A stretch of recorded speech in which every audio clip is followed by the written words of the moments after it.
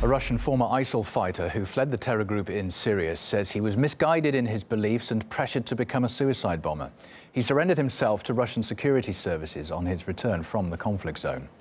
Yuri Balashkin was raised an Orthodox Christian but converted to Islam, and in 2014 went to Egypt to study the religion. It was there that he was recruited by ISIL to fight in Syria, and has been explaining to us what he was forced to endure. I got interested and started reading forums and watching video online. I was given a phone number of a person who could help me get to Syria. He assured me that those who came could leave at any time and no one would be kept there.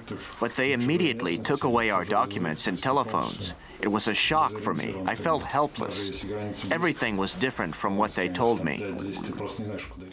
In Syria, he lost a leg in an airstrike before finally deciding to flee.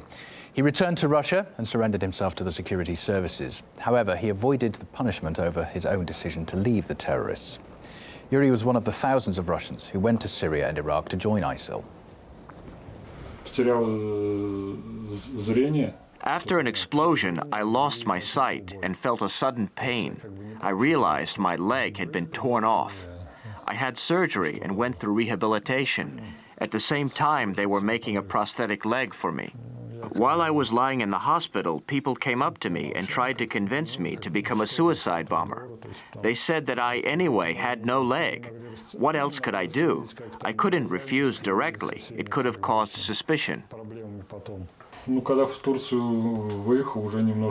I was first overcome with joy while on a bus in Turkey. And only once I was in Russia did I realize I had managed to escape. In Saratov, I went to the FSB department and wrote a confession. I decided that it would be better. I was interrogated a lot, and I told them the whole story.